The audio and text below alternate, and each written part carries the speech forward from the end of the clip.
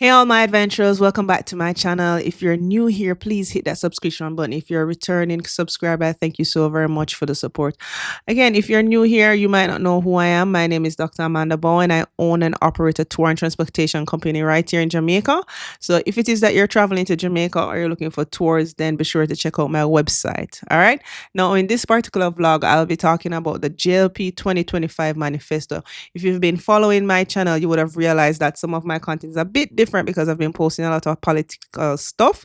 That's because it is election time. We're exactly a week away from election as I'm recording this right now. And as such, I decided to, do a voiceover for the manifesto, right?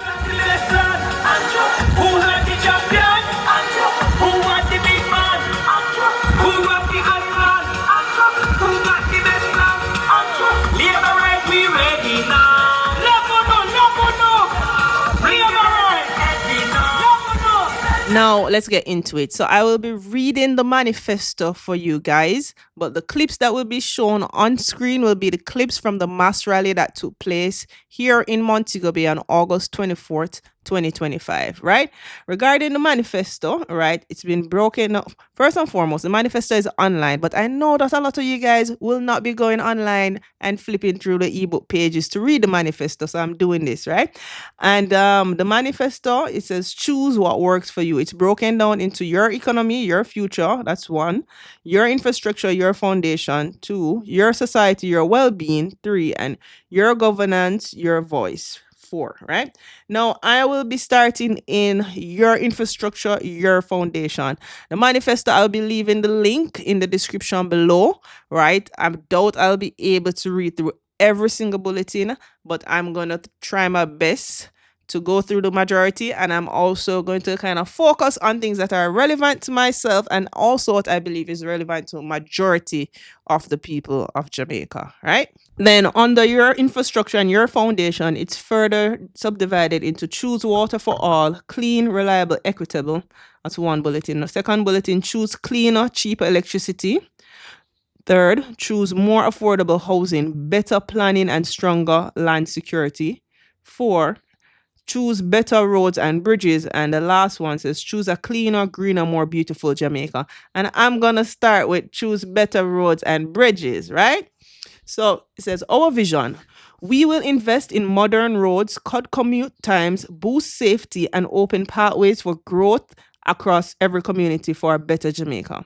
In building better roads and bridges, we will strengthen connections and provide greater opportunities for growth for people, for communities and businesses, right? Choose better roads. So it says new One Road Authority. We have mapped all roads across Jamaica and created a database of the 27,000 identified roads. This will enable more effective overall road development and maintenance of Jamaica roads.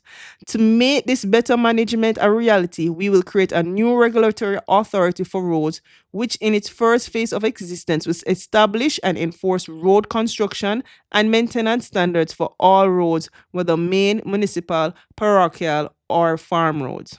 It goes on to talk about the 10 Town Center Roadside Renovation Program. Sidewalks, safety furniture, and pedestrians and asphalt pavings will be repaired and upgraded across 10 town centers, starting with Barbican, Halfway Tree, Maypen, Mandeville, Santa Cruz, Savannah Mar, Falmouth, Ocherius, and Port Maria. Next, new National Sidewalk and Pedestrian Crossing Upgrade Program. We will implement a new National Sidewalk and Pedestrian Crossing Program to make them user-friendly for persons with disabilities. This will work in conjunction with the intention to also make pavements and road crossings safer for all pedestrians, including children and the elderly. Also, guys, I know I'm starting with roads because as someone who does tours and transportation, I drive across this country every single day. And, while some roads are doing good, some aren't. Like the road where I live, I'm not easing up off of the potholes in my street. I want my road to be fixed. Right? Speaking of, there's a Spark 2 program, and I hope my road is a part of the Spark 2 if they win the next term. Honestly, it says Spark 2. Another Spark program will be launched to make sure that every road important to your communities is fixed, has proper supporting infrastructure, and is maintained in good condition. Another bulletin states, Innovative Accelerated Rural Bridge Development Project. We will transform rural communities and uplift the lives of Jamaicans by replacing 48 age structures with new bridges through an innovative partnership project with the UK. The structures will be designed with climate change considerations to withstand contemporary environmental challenges. The socio-economic outcomes will be extensive through improved safety, increased reliable connectivity for rural communities, and a significant boost to local economies. Next bulletin, comprehensive gully rehabilitation. We will implement a 4-phase rehabilitation program addressing major gullies and drainage systems across Kingston. The investment to be made will have a significant impact for communities prone to flooding by protecting infrastructure, facilitating a healthier environment, safeguarding commuters during periods of heavy rainfall, and strengthening Jamaica's resilience to climate conditions, right? Next, it's going to go on to talk, it goes on to talk about the different expansion of the roads that they're going to be doing. And, as a proud Montegonian, of course, I'm going to start within my region. So it says Montego Bay bypass, the Long Hill bypass, upgrades to Barnett Street and West Green Avenue. Lord knows we need all of the above, right? It says the ongoing Montego Bay Perimeter Road project is a national development project valued at 274 million USD, which is completely funded by the government of Jamaica without any loans. This undertaking includes the 15-kilometer Montego Bay bypass, the 11-kilometer Long Hill bypass, strategic upgrades to Barnett Street and West Green Avenue, and the construction of a 180-meter bridge over the Montego River, which will be the longest and tallest bridge in Jamaica. The project is currently 65% completed, while the Montego River Bridge is 99% completed. These developments would directly benefit citizens in St. James, Hanover, Westmoreland, Trelawney, and St. Ann, easing long-standing congestion in Montego Bay and laying the foundation for stronger commerce and connectivity in the western region. Now, I'm not sure if you guys were looking at the clip I was showed on the screen, but this was a clip I did back then when the traffic in Montego Bay was just getting to me. I did a drone shot, and part of the bypass that they're working on is going to help to relieve this congestion. Another one that they're working on, it says Lucy and Hopewell bypass. We will design and construct a Lucy and Hopewell bypass. The new segment of the national highway network will be a 4-lane arterial roadway with grade-separated interchanges that run parallel to the North Coast Highway and act as a new alternative route. The project will increase connectivity while providing much-needed relief to the traffic congestion in the towns of Lucy and Hopewell. Listen to me. They've been needing to put some attention on Hanover. I hate how they treat Hanover as if though it's a forgotten parish. Long overdue, when I tell you, long overdue, right? It also goes on to talk about the Williamsfield to Hodges Highway and Spurtree bypass, as well as the 8-kilometer of upgraded roads from Hold Hope Road to Papine to Cross Road, right? There will be a 4.2-kilometer of rehabilitation of the Sir Florenzo Glaspole Highway, as well as a 9.3-kilometer of rehabilitation of Port Royal Road, along with 4.5-kilometer of road improvement for Red Hills Road. There's also going to be a 4-kilometer expansion of Windward Road and Mountain View Avenue, and a 3.3-kilometer expansion of the Malines Road corridor, a 5.5-kilometer expansion of the Harbour View Airport roundabout, right? So I can't really get into all of it because I'm trying to touch each part of this manifesto. But if I mention any of those roads and you want to know how they're going to do it, you guys can just look into the manifesto. Again, the link will be in the description below. And that basically concludes the segment that says choose better roads and bridges. So now I'm going to go into another segment. But before I get there, some of you guys are new here and wondering who's speaking to you. This is me, right?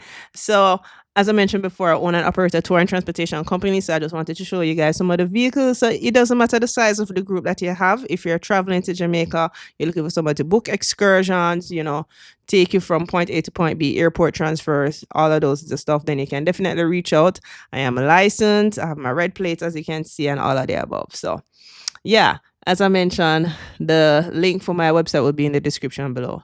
Now let's get back into it. So next, I'll be talking about housing. By the way, guys, I'm going to put in the description each area I'll be talking about as in the timestamp. So if it is that you're interested in just that particular area, then you can probably just check the description, see where that is, and then go there, right? So housing and land development, our vision. We will reimagine housing and urban spaces to ensure that every Jamaican, regardless of income, has access to safe, affordable, and well-planned communities. With modern infrastructure, green spaces, and resilient designs, we will build not just houses, but futures. In planning better cities and stronger communities, we choose Jamaica. Choose affordable housing, from promise to property, delivering 25,000 land titles a year. We will bring security and opportunity to the thousands of families living in long-established informal settlements across Jamaica. We will secure land and secure futures by building on the new systematic land registration system to deliver 25,000 titles per year over the next 5 years. A national campaign will ramp up the use of the systematic registration to pursue nationwide land tenure regularization, beginning with high-density urban areas using cutting-edge technology. It says digital transformation. We will move to digital titles and digital land surveys at the title office and survey departments of the National Land Agency, an essential part of achieving our target of 25,000 titles per year. Right? With digitization, every Jamaican, whether at home or abroad, will also be able to get their title information on a computer or on their phones. Land surveying training school. Exponentially increase the capacity of land surveying by the establishment of a new land surveying training school at the National Land Agency to equip our young people in all areas of the land surveying profession needed to get this done. NHT financing. Finance the title cost through the NHT, National Housing Trust, allowing residents to repay over time. This repayment will be rolled into a plan that will unlock other NHT benefits such as construction grants and home improvement loans to build on their property for which they will now have title. Next bulletin, new targets and moving from housing solutions to sustainable communities. We will deliver 60,000 housing solutions in our next term through a combination of direct construction and initiatives that expand housing development island-wide, increasing supply, driving down costs, and opening the doors of home ownership to more Jamaicans. With this overarching target, we affirm our belief that quality housing is the foundation for thriving and sustainable communities. We will therefore move beyond the limited concept of housing solutions, in quotation, and embrace a holistic approach to community development. We pledge to transform the housing philosophy to prioritize the creation of sustainable communities, incorporating the following elements. First element, building essential infrastructure. Our commitment to building strong, resilient communities begin with the development of essential infrastructure. We will prioritize the construction and improvement of roads and drainage systems, ensure reliable access to utilities such as water, sewage, and electricity, and expand digital connectivity so that every community is equipped for the modern age. Next bulletin, invest in public services, in brackets, fire stations, hospital, and health centers. We recognize the importance of reliable public services. That is why we will continue to invest in hospitals and health centers as well as police and fire stations to ensure the safety and well-being of all citizens. Side note, I did a vlog recently about the update on the hospital because, again, I was invited to there because I'd asked about the hospital. So you can check out that vlog when you're finished listening to the manifesto. I also did a vlog on one of the newly built police station that they did, so you can check that out as well, right? Next, guys, yes, and like, share, comment, subscribe, turn on post notification, follow me on all social media platforms. Yeah, please, helps the channel. I'm trying to see if I can get to 20,000 subscribers before the end of the year, so help a girl out, right? Next, it says 1 park per parish for recreation, green spaces, and social infrastructure. To promote wellness and quality of life, We will develop more recreational and green spaces, including parks, playgrounds, and trails. Communities will benefit from multi-purpose courts, football fields, and picnic areas that support active lifestyle, family life, and social connection. Of note, they did build a park here in Jamaica, in Montego Bay, the Harmony Beach Park, which is open to the all public. So I believe they will deliver on that. Next, making home ownership more accessible and affordable. Boy, this is what we need. People in my age group, in my generation, this is what we need. Anywho, it says, our commitment to delivering affordable housing remains stronger than ever as we accelerate construction and planning efforts to meet the growing demand island-wide. 12 housing projects are already under construction or in contract stage, comprising 11,322 housing units, and the NHT will start construction on a further 19,575 housing units across all parishes over the next 2 years. We are increasing finances for developers under the guaranteed purchase and developer programs to enable them to bring more housing solutions to market. In addition, the current 5% mobilization payment, NHT will offer milestone-based payments of up to 15 to 20% as key infrastructure milestones are achieved. We have also launched the Small Developer Partnership Program to help private landowners with small parcels develop housing. NHT provides planning, designs, financing, and technical support to turn private land into affordable housing solutions. It says the new 1 in 5 and 2 in 10 NHT benefits for teachers, nurses, and security forces. So it says nurses, teachers, and members of the security forces will have their very particular nation-building service to country recognized by 1, the 5-year service benefit, an additional 1% reduction in their NHT loan interest rates after completing 5 years of full service. 2, 10-year service benefit, an additional 2% reduction in NHT loan interest rates after 10 full years of service. So does that mean, so if you did first 5 years, you get the 1 and then you complete, and there was a 1 and the 2 make 3, or would it just be 2 the most? Anywho, it goes on to talk about the NHT mortgage loan limits increased. Effective July 1st, 2025, we raised the NHT mortgage loan limits to make higher quality housing solutions more affordable as follows. 1, the single applicant from 7.5 million to now 9 million, and if the home you are purchasing costs 14 million or less, the loan limit is $12 million.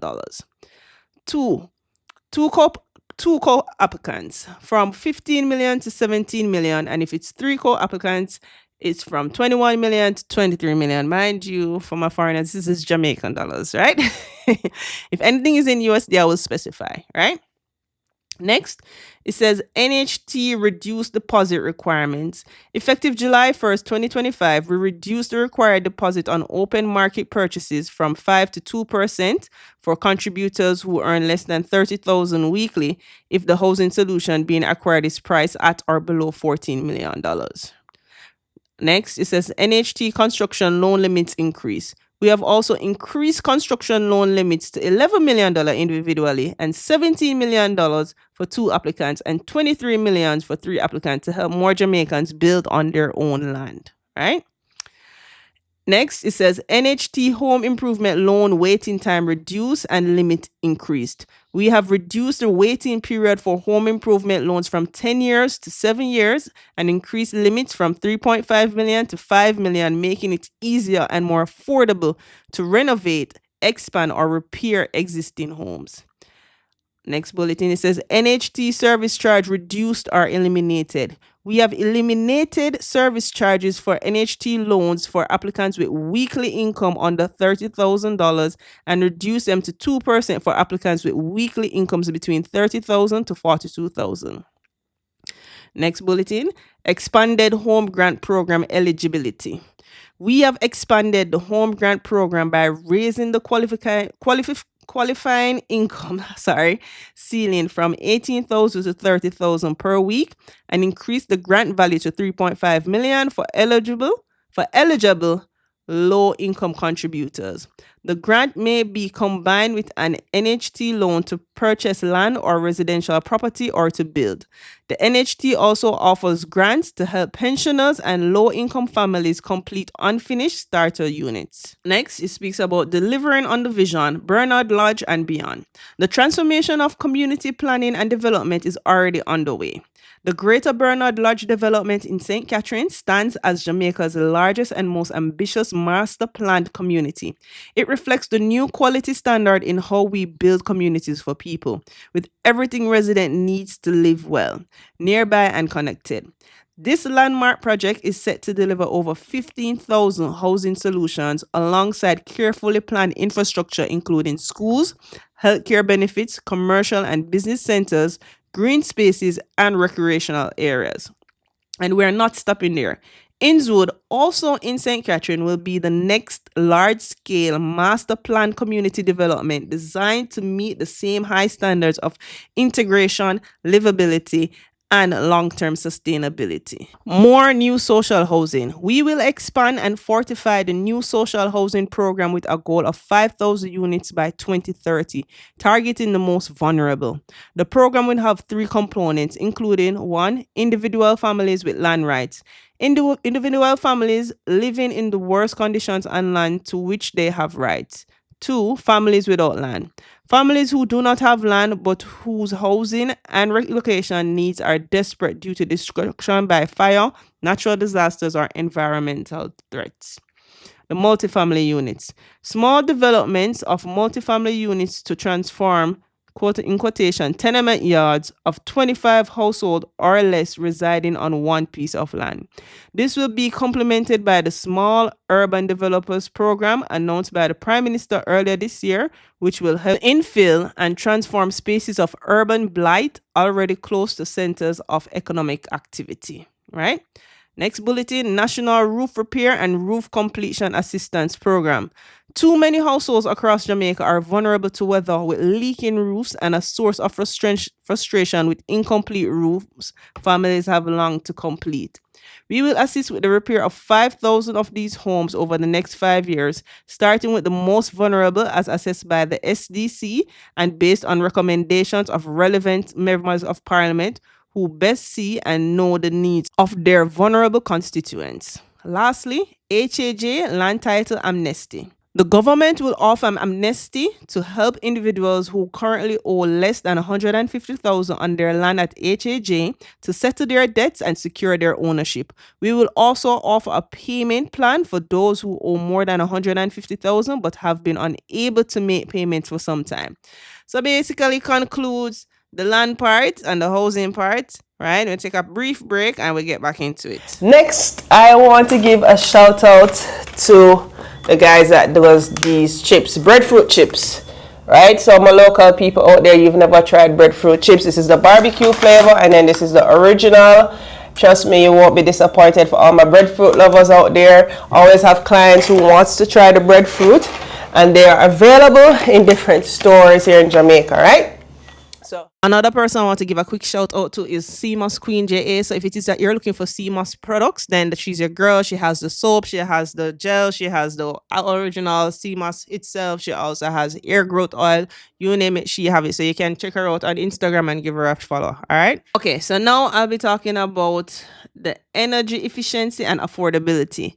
But quite ironic that the clip is actually on Minister Vaz because he is the Minister of Energy, Science, Telecommunication, and Transportation. So let's get into it. Our vision. We will modernize and diversify our energy sources so that every Jamaican can benefit from cheaper, cleaner, and more reliable electricity, right? First bulletin. Choose cheap electricity. All right, so renegotiation of the JPS license for cheap electricity. Having inherited a fixed license arrangement on assuming office in 2016, the government will now be able to undertake a full renegotiation of the JPS license in 2027, with the goal of transforming the energy sector in the national interest. Your government has formally signaled this intention to the JPS and we are committed to delivering the best results for you. A new license will reflect modern realities, sustainability goals, and better electricity costs for households. And we can all do well. We can all do well, right? With a reduction in our light bills. You get me? Yeah. So, you know, looking forward to that. Next, it says cutting electricity costs and supporting households. We will continue to support the latest cost saving initiatives such as one, reduce GCT and rebate system.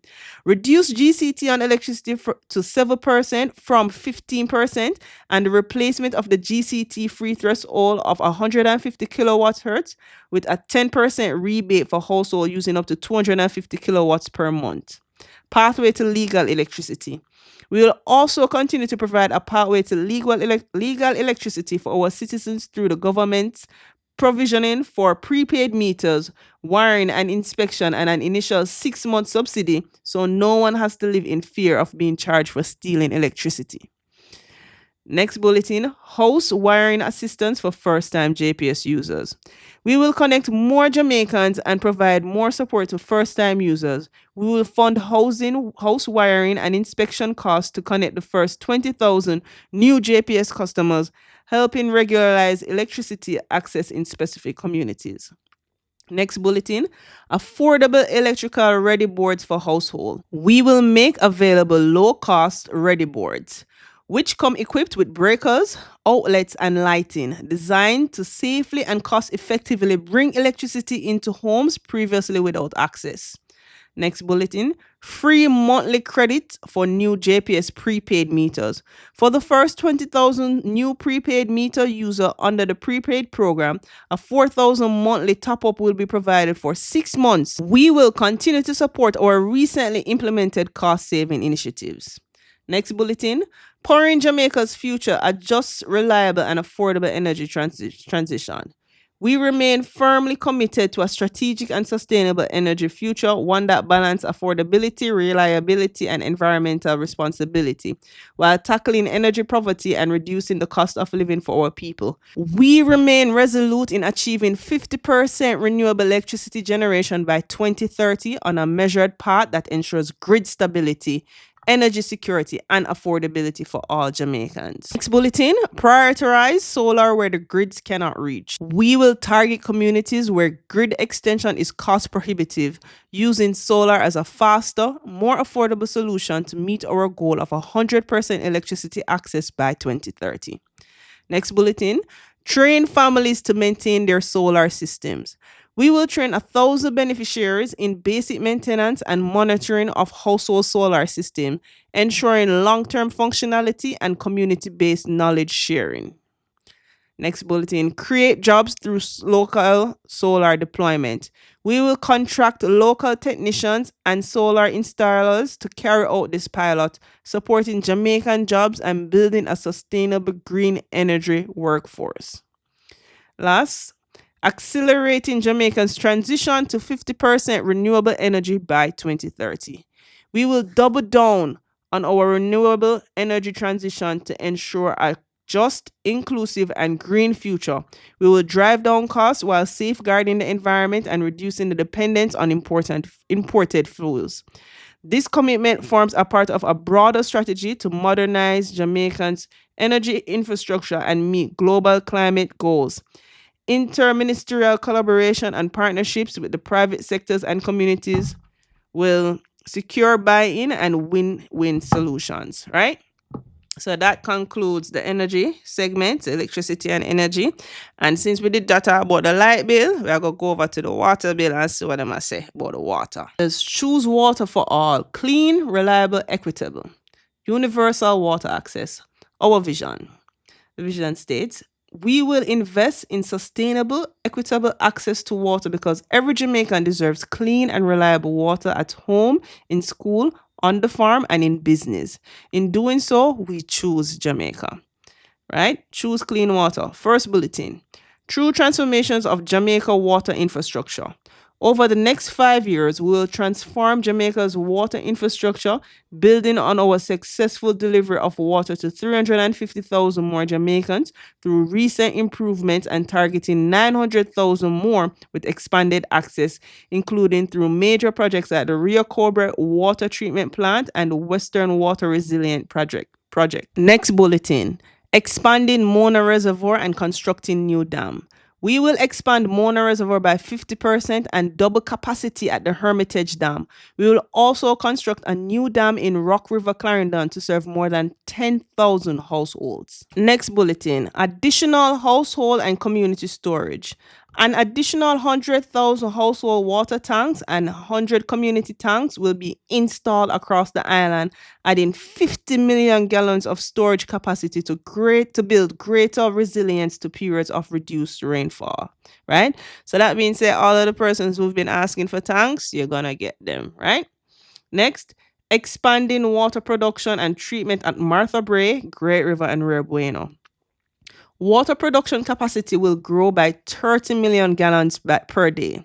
This includes completing the Rio Cobra plant, in brackets, of 15 million gallons daily, expanding treatment at White River, Martha Brae, Great River, and constructing new plants at Roaring River in Westmoreland and Rio Bueno in St. Anne. Next bulletin, smarter, more efficient distribution and major pipeline development. We will further reduce water loss from leaks and theft from 65% to 35%. We will also replace major pipelines, including in Yalas and the Falmouth Negril corridor, and complete the Greater Mandeville water distribution system. This will send more of our precious resources to your homes and businesses, increasing your reliability of supply. Right, boy, the leak. One thing about NWC, that's the National Water Commission, there's always going to be a leak. And the leak is always going to happen immediately after they fix the roads. You get me? That's for sure.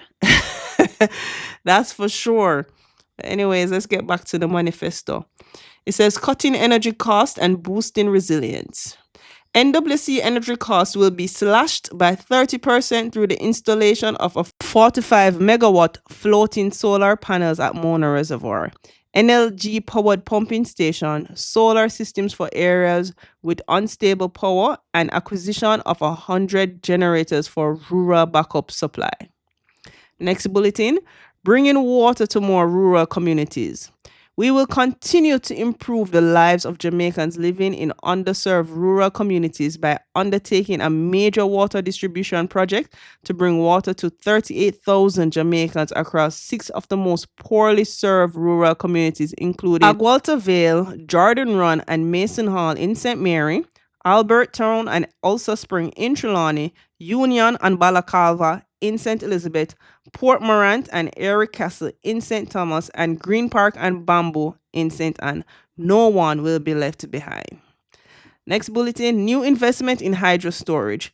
We will mobilize funding through global partnership to strengthen Jamaica's water future, including through a new hydro storage plant for central Jamaica and a modernized water system for St. Thomas and eastern St. Andrew. New water amnesty for MEMS. Starting September 1st, 2025, we will also expand the NWC amnesty program to micro, small, and medium enterprises, cutting outstanding bills in half and offering free reconnections. This will unburden small businesses from challenges caused by leaks and damaged infrastructure and allow for the regularization of the mutually beneficial relationship with NWC. 2 bulletins I never touched on. You can, get to it or check the link. Better sanitation for better health and new social water policy ensuring equity and affordability. I'm trying to, as I mentioned before, touch on each part of the manifesto, so I can't read every single bulletin, right? Next, choose a cleaner, greener, more beautiful Jamaica, right? Environmental beauty and sustainability. That's what we'll be talking about next. Our vision. We will deliver a waste to wealth revolution through the most ambitious and modern overall of Jamaica waste management system in our history, while at the same time addressing our pressing challenges with garbage and cleanliness of corridors and communities. Through a public-private partnership model, we will implement an integrated solid waste management system that will transform waste from a national problem into a national asset, eliminating unsanitary dumps, protecting public health, and generating clean energy. In doing so, we choose Jamaica. Right? First bulletin. Transforming the NSWMA in a modern regulatory.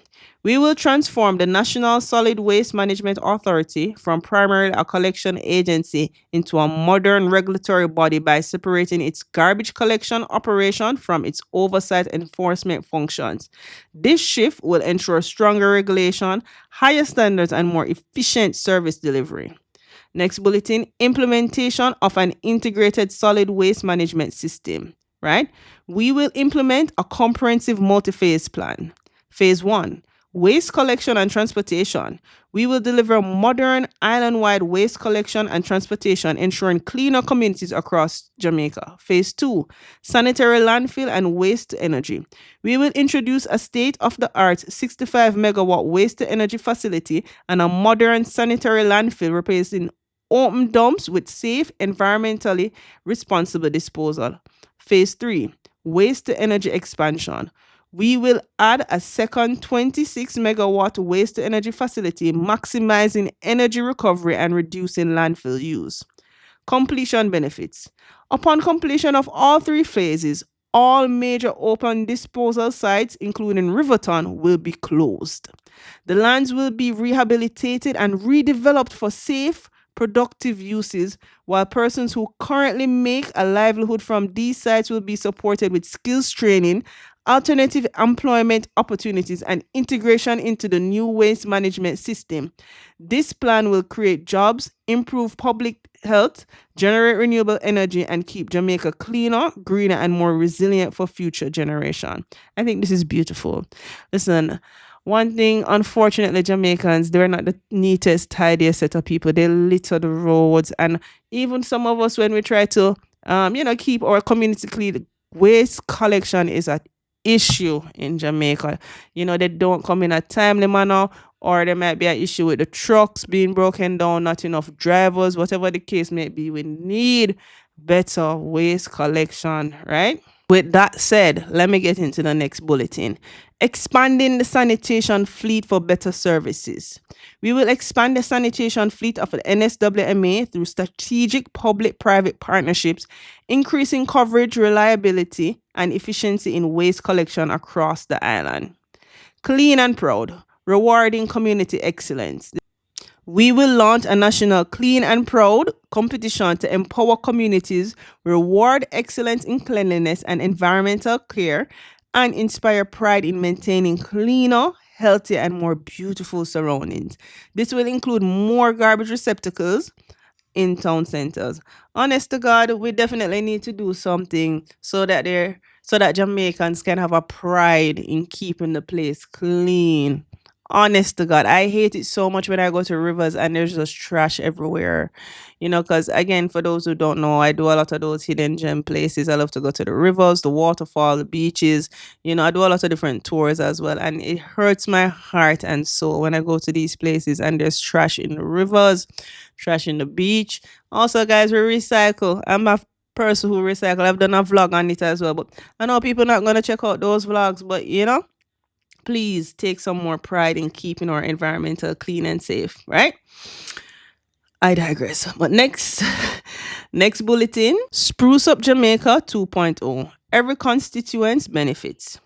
We will expand and double funding for the Spruce Up Jamaica initiative, bringing beautification, tourism, micro projects, heritage upgrades, and job creation to every single constituent, right?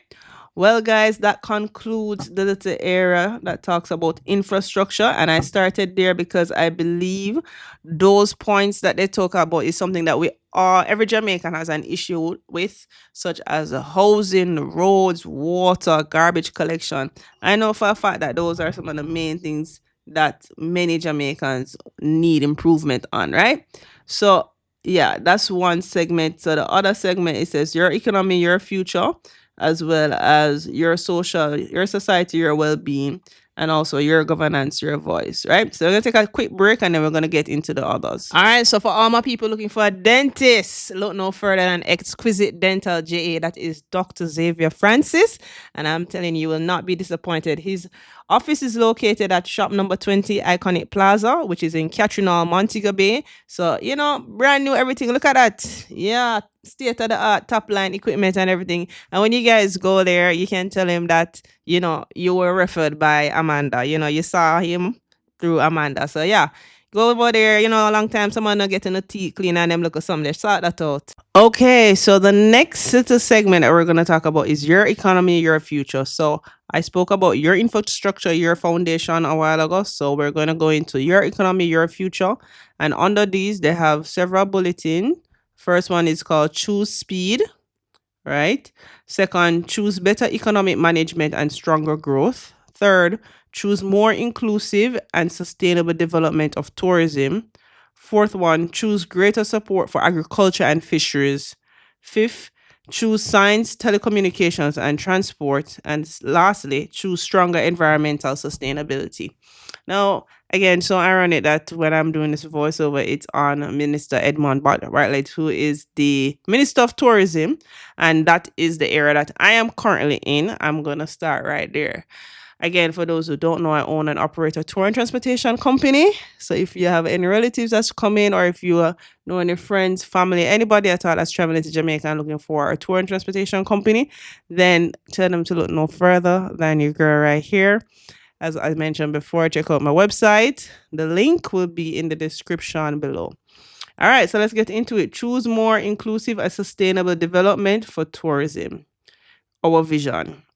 We know that the true magic of our tourism product lies not only in our beaches, culture, and cuisine, but our people. We will grow tourism in a way that protects our environment, strengthens our community, ensures fair treatment, and facilitates opportunities for our workers and communities. In choosing inclusive, sustainable tourism, we choose Jamaica. First bulletin, more affordable housing for tourism workers. Having already started implementation of hotel-provided housing for non-management workers, we will go further to negotiate, secure, and incentivize resort developer to include on-site or nearby staff accommodations. In addition, we will expand partnerships with NHT, HAJ, and private sector developers to construct affordable housing solutions for workers in all major resort towns.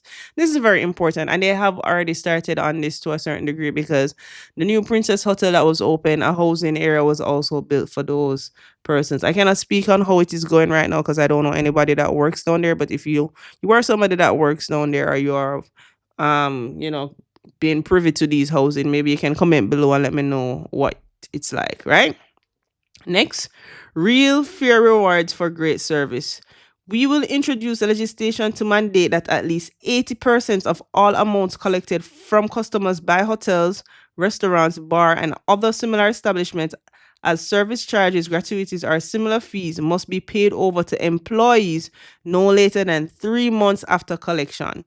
I mean, to be very honest, 3 months kind of while. Imagine somebody is, you're getting your fee and it's taking that long for you to get it. But all right. No tax on tips and gratuities. In keeping with our late 2024 announcement, tips and gratuities paid to employees of hotels, restaurant, bars, and similar establishments will be exempt from income tax for employees earning up to $3 million per annum.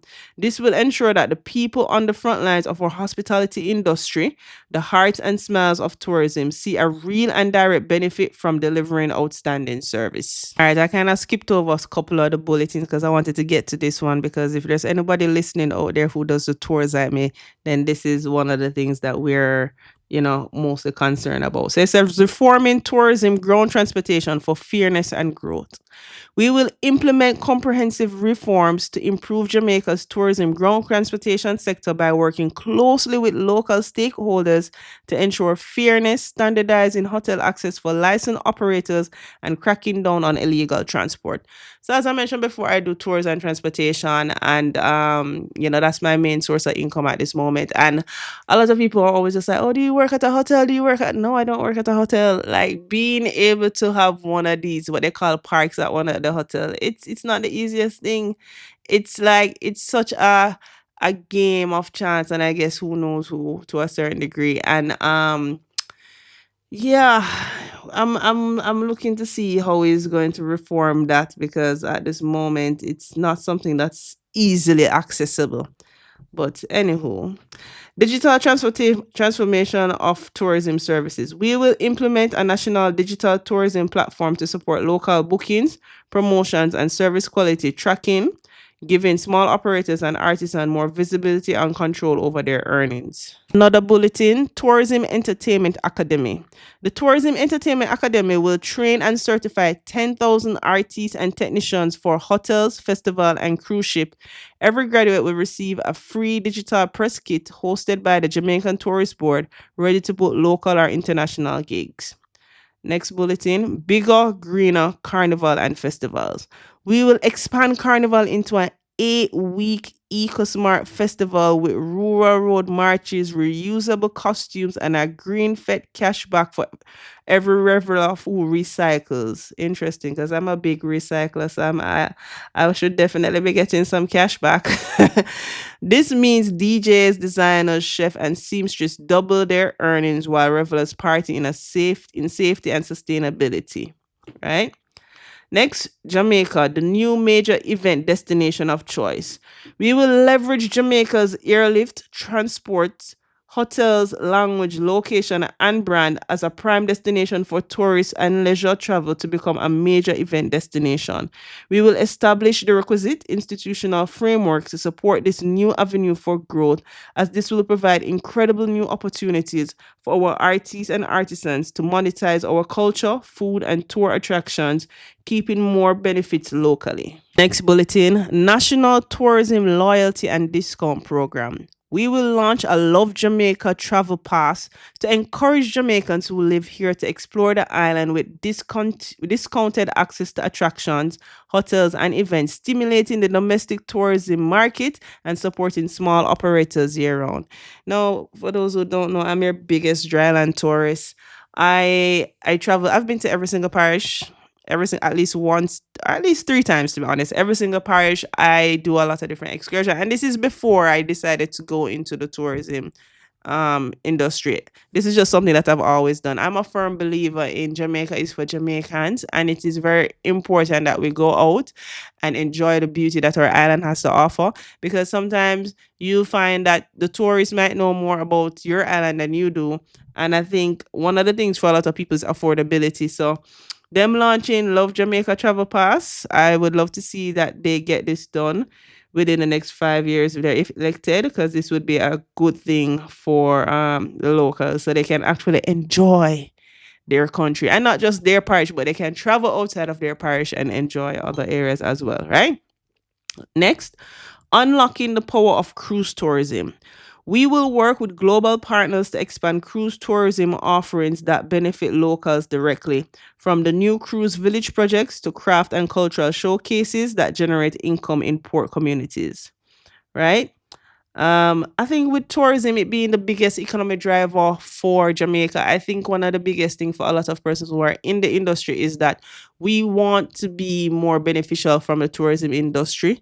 They have these big hotels and a lot of stuff, and I think the majority, some people might say the majority of the money tends to go back to the hotels, people in a higher position than the workers. And I think that's one of the main things a lot of us want to be changed. We live here in Jamaica, and it's like we're still battling with a lot of outsiders in terms of getting the economic benefits like what they're getting, if you get what I'm saying. But that's gonna be it on the tourism aspect, and I'm gonna move into another one.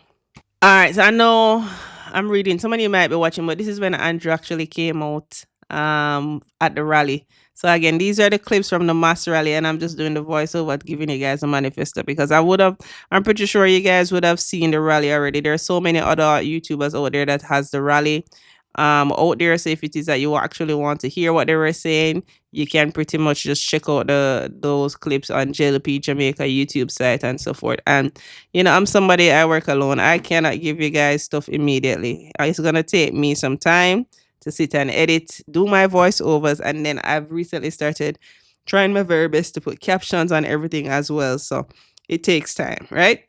But let's press on, right? So next thing we're going to talk is choose economic growth, right? Is our vision. We will continue to deliver strong fiscal discipline and economic management to ensure Jamaica's ability to grow and our resilience to bounce back more quickly from shocks the world throw at us. Even when it's difficult, we will choose Jamaica. First bulletin, keeping our finances strong so we can do more for you. We will maintain strict fiscal discipline to bring Jamaica debt below 60% of GDP by 2027-2028, freeing up more resources to invest in your communities, roads, schools, and hospitals. A stronger economy will well managed by your government means a better life for every Jamaican. And I'm not sure if anybody watched the debate about the finances last night. And I mean, what I will say is, Dr. Nigel Clark, we miss you. We miss you. Anywho, I don't even want to get into that because I really want to read a good amount of the manifesto to you guys, right? Next bulletin, fair, phased, and disciplined tax reform. We have a clear long-term vision for Jamaica's tax system to steadily reduce the burden of direct taxes and shift towards a more growth-friendly structure that relies more on indirect taxation and allows hardworking Jamaicans to keep more of what they earn. We will build on our 1.5, in quotation, the largest increase in the income tax threshold in decades, and embark upon a disciplined, deliberate, phased move towards a long-term base rate for personal income tax of 15%. This will promote fairness and equity by ensuring that all contributors to national development are treated fairly and reward effort and enterprise by broadening the tax net so that the responsibility of funding public services is more evenly shared, all while maintaining the economic stability we have worked so hard to achieve, right? Next bulletin, consolidating statutory deductions. We will replace the 4 separate statutory deduction, in brackets, education tax, HART, NIS, and NHT, with a single consolidated deduction, simplifying payroll administration for employers and employees. We will also streamline the reporting requirements for statutory deduction, reducing the administrative burden on businesses, right? Next, it says, next bulletin, optional one-time annual deduction options for voluntary contributors, self-employed or domestic workers. So, that's me right now because I'm a self-employed lady, right? An optional annual NIS contribution for domestic workers to increase participation, alongside the development of simplified forms and filling procedures for annual contributions, and a public awareness campaign in partnership with faith-based institutions and the JHW to educate the domestic workers about the benefits of NIS participation and the simplified contribution process. Building generational wealth, Jamaica's sovereign investment fund. Establish a national wealth fund based on a portion of the budgetary surplus once Jamaica's debt to GDP has fallen below 60%. This fund would strategically invest in global equities, infrastructure, renewable energy, and high growth industries to generate sustainable returns to serve as a stabilization mechanism during global economic downturns. Next bulletin, disaster ready Jamaica, built to withstand and rebuild stronger.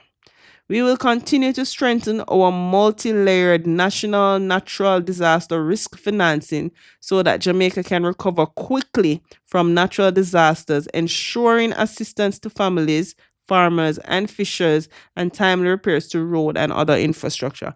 And this is so very important, especially for a country where one of our main, if not our main economic driver is tourism.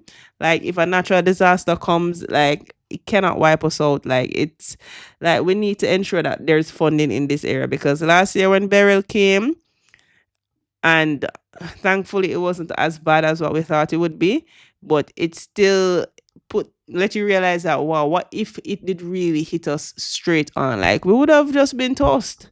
Like long and short, we would have been toast. But anywho, let's move along. A new Jamaica micro stock exchange. Building on the successes of the junior stock exchange, we will foster a new level of growth and job creation through and for our entrepreneurs and micro businesses through the creation of a micro market. We have already started the work and will continue to advance the efforts of the micro marketing steering committee to ensure effective framework and structure are developed. Okay, so I'm not going to be reading out in details anymore of the bulletins under Choose Better Economic, management and stronger growth. But what I will do is state what each bulletin is. So if it is that that's something you're interested in, you can, again, click the link from the manifesto from description below, and you can go ahead and read it on your own. I'm trying to my very best to see if I can give half an hour to each area. And as you can see, I'm embarking upon the second half hour, right? So these bulletins, I'm just going to say what they are. I'm not going to go into details. One, making every government office feel like it works for you, right? Building generational wealth, Jamaica's sovereign investment fund, right? Strengthening the job security in the public sector and beyond. Stronger resourcing for emergency response system and sports development, right? Fueling MSME growth and affordable credit. More practical support for MSMEs, growth and jobs. Attracting big ideas and bold investments. Skill councils for manufacturing and logistics. Making Fort Logistics Node a reality. Special economic zones for healthcare. Okay, let me read this one. So, special economic zones for healthcare. Having demonstrated the transformative power of special economic zones in BPOs, outsourcing, and logistics, we will leverage this model and Jamaica's global brand and extend similar incentives to the health sector with the creation of SEZs for healthcare. In parallel with the construction of new local hospitals already underway to improve domestic healthcare, these new zones will be designed to position Jamaica as the Caribbean's leading medical tourism hub, delivering a high quality, cost competitive care that meets international accreditation standards. This will also drive foreign exchange earnings, create high skilled, high paying jobs for Jamaicans health professionals, and generate opportunities for local suppliers in pharmaceuticals, medical equipment, hospitality, and auxiliary services. Well, you know, all right. I guess we'll see. Next bulletin, building a more inclusive economy. Right. Next, it says free basic intellectual property law advice for creatives, easy registration and credit drive, special economic zones for creatives. Next bulletin, 100 creative villages. Another one, performing arts center, new JDC headquarters and new dancehall museum and training center.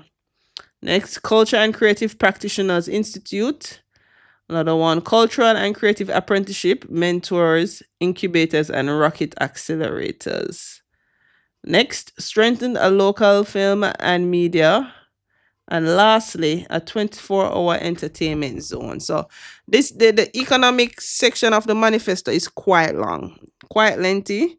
As you can see, I read some and I just told you what the bulletins are for the others. So if that's something you want to check out, then you can definitely go and check it out. Okay, so the next we have choose advanced science, telecommunication, and transport. Our vision. We will promote smart infrastructure and sustainable energy to power our future and connect our people. We invest in reliable transportation, cleaner fuels, and digital access because progress must reach every corner of Jamaica. Even when the road is long, we choose Jamaica. If you guys can't tell by now, that's their slogan. And I'm saying that probably for some of the people in the diaspora or even some of the foreigners who's listening. The JLP slogan for this campaign is choose Jamaica, right? So, first bulletin, National Rural School Bus System. We will roll out a national rural school bus system so that students pay a flat fee of only 50 Jamaican dollars per trip, which is projected to save parents up to 180,000 annually and ensure better student attendance at school. Having completed a successful pilot in Portland in May 2025, a national rollout will take place starting in September 2025. Phase 1 will see 110 bus serving 258 rural schools, benefiting approximately 328,000 students. Over the next 2 years, we will expand the program with up to 300 additional buses, eventually reaching all 850 rural schools. Now, there's such a big debate right now about these buses, and absolutely no one under God's Son can convince me that this is a bad idea. Nobody at all, right? I've seen the buses out on the road. They've they're doing their test run and all of that, and this is something that's well done, well thought of. The $50 per trip is so important because, you know, there are families that, sometimes it costs them anywhere from $500 to $1,200 per child just to send them to school from the rural areas because of the taxi fares. And, not a lot of parents have it. And some of them might have to choose between whether or not they're going to send their kids to school or they're going to use some of the money to buy food and, stuff like that. So the fact that it's going to be $50 per trip, yeah, that's definitely going to help a lot of parents. And yeah, like I said, no one can convince me that this is a bad thing. But moving right along to the next bulletin. More comfortable and reliable JUTC transportation and services. We will implement new daily and peak hour bus routes to better connect urban and rural communities.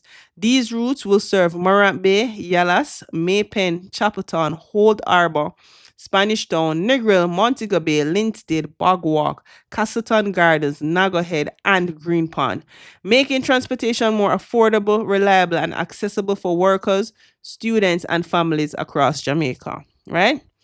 Right now, may I tell us if Vaz on a mission and he's doing well. That's all I can say. Next, modernization and fleet expansion. Having added 270 JUTC buses and repaired 115 in the last 2 years, we will be adding 100 more new buses and refurbishing 46 more of our existing units to increase reliability and commuter comfort. We will continue our new policy of ensuring a minimum of 10% of buses acquired will facilitate persons with disabilities and work to ensure appropriate route utilization. A study is also underway to determine the optimal fuel mix for future fleet acquisition. Next bulletin, absorption of Montego Bay Metro. Montego Bay Metro services will be integrated into the JUTC, establishing a dedicated Montego Bay depot. This will enhance fleet management, scheduling, and operations, with 10 additional buses designated to serve Western parishes. A city shuttle service will also link key hubs, including Sangsters International Airport, Cornwall Regional Hospital, and Fairview. Interesting. And, I'm born and bred Montegonian, so I'm from Montego Bay. So this will be very beneficial for the people in Montego Bay. And, so once it's beneficial for the people of Montego Bay, I'm for that. Next, it says premium express service expansion. New park and ride routes have been introduced to communities like Phoenix Park, Silver Sun Estate, and Catherine Estate in St. Catherine to improve comfort and reduce commute times. Next, inter-parish express services.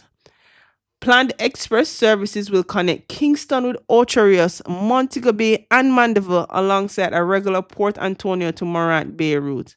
I think these routes are also very important to help people to see different parts of Jamaica. Like I say, Jamaica is for Jamaicans, and one of the biggest thing with a lot of people saying they don't travel is affordability, whether transport-wise or, can't be not being able to afford to go to the hotels or to do the different excursions. So I think when they have the buses that travel across Jamaica like that, connecting one side of Jamaica to the other side, it will allow for a lot of people to go out and see Jamaica more, right? So next bulletin, improve fuel management and reduce waste. Through better monitoring, scheduling, and anti-pilferage measures, this approach has already cut fuel costs per kilometer by nearly 60%, resulting in projected annual savings of up to 1.3 billion. Next, 300 more public Wi-Fi hotspots. We have rolled out more than 300 public Wi-Fi hotspots across the islands, impacting more than 250,000 Jamaicans. We will further expand coverage by doubling public Wi-Fi hotspots in all 63 constituencies, with a focus on rural and low-income communities. The next bulletin, expanded National Broadband Initiative. Having undertaken the National Broadband Initiative, we will further invest in infrastructure to provide faster and more stable internet connections. Elements of our plan include government office connectivity, fiber to the home infrastructure, and 5G expansion. And each one of those small things I just mentioned below, there's some more stuff underneath it, but I'm not going to get into that. Other bulletins, stronger legislative protection for telecommunication customers, Next bulletin states better broadband services for rural and low-income communities. Next one says stronger cybersecurity regulations and system. And another bulletin says more information for all Jamaicans. And the last one says establishment of a national research and development fund. Right? So that, as you can see, those last four bulletins, I never read the details, but again, time is upon us. So, yeah, as I mentioned before, the link for the manifesto will be in the description below. So if you want to, see what else it says, you can check it out, right? I'm moving on to the next section. So the next section says, choose agriculture and fisheries. Our vision. We will feed ourselves as a country, protect our farmers, and build a resilient local food system on land and at sea. Because food security is national security. In growing what we eat, we choose Jamaica. First bulletin, creation of the first ever farmers pension scheme. The Jamaica Labour Party has a strong history of strengthening social protection for all our citizens. Our farmers and fishers will not be left behind. We will establish a dedicated pension scheme for farmers and fishers with seed funding of 1 billion, ensuring that when they retire, they can do so with dignity and financial peace of mind. Second bulletin, establishment of one agri-park per parish. We remain committed to ensuring that in every parish, land is set aside to support viable careers in commercial agriculture. We will earmark lands from the National Land Agency, SCJ Holdings, and Jamaica Bauxite Mining to develop fully equipped agri-parks with irrigation, storage, and road infrastructure. Also, 25% of all new agri-park lands will be designated for women, youth, and persons with disability under the Feeding Economy through Empowerment and Development Program. Establishment of 3 new fish sanctuaries. In our ongoing commitment to marine sustainability, we will designate 3 additional fish sanctuaries protecting over 20,000 hectares of marine ecosystem across the island. Right? Establishment of Jamaica's Fish Agriculture Agri-Park. In this new term, we will establish Jamaica's first agriculture agri-park. This facility will offer entrepreneurs pond space, shared infrastructure, and technical support to build sustainable fish farming ventures. Expansion of the Fishing Beach Rehabilitation Program. We will expand our Fishing Beach Rehabilitation Program to reach at least 30 sites island-wide over the next 5 years, improving safety, amenities, and livelihood for thousands of fisher folks and their families. I think this is so important because a lot of the time, the beaches, there's a big issue with the beaches and, locals not having access to it. But sometimes every time they erect a new hotel, sometimes it affects the beaches where the fishermen would fish. And, we can't have that, So I think this is a good thing. And I hope they do get it done when they win the next term, right? Strengthen laws for the protection of animals. As we work to build a more peaceful and gentle society, we will repeal and replace the Cruelty to Animals Act of 1904 and pass a new Animal Welfare Act to strengthen Jamaica's animal protection laws, enforce tougher penalties for cruelty, give authorities the power to rescue animals, sustain spay and neuter projects, and support our national humane society so that every community can help to reduce stray populations and give animals the care they deserve.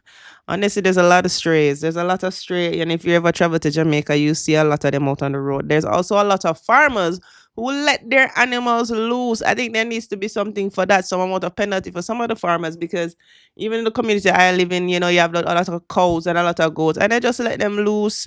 And, they come, them walk through your property. In the case with my mother, they eat off her flowers, and that's a big nuisance for her. So I think the farmers need to be mindful of that. It's because of where I live in Montego Bay. They know nobody's going to trouble those animals. The cows and the goats, when they're let loose, nobody's trying to steal or do anything like that to them or hurt them. If it was like on the south side of the island, like in Mandeville or Manchester, they wouldn't be on the loose just like that, right? They know you would not be on the loose just like that. But anyways, if for persons who are actually watching the clip, we're now where Andrew is going to give his speech. Like I said, if you guys actually want to hear the speech from the mass rally, then you can check out another YouTube page that has it because it was live stream on a JLP Jamaica YouTube page. But yeah, more or less, to be very honest, what I have said in this vlog in terms of what they said they're gonna do is somewhat of what they did discuss, as well as they have spoken about their achievements and so forth. And I did the last vlog I did, which was the JLP nomination day vlog.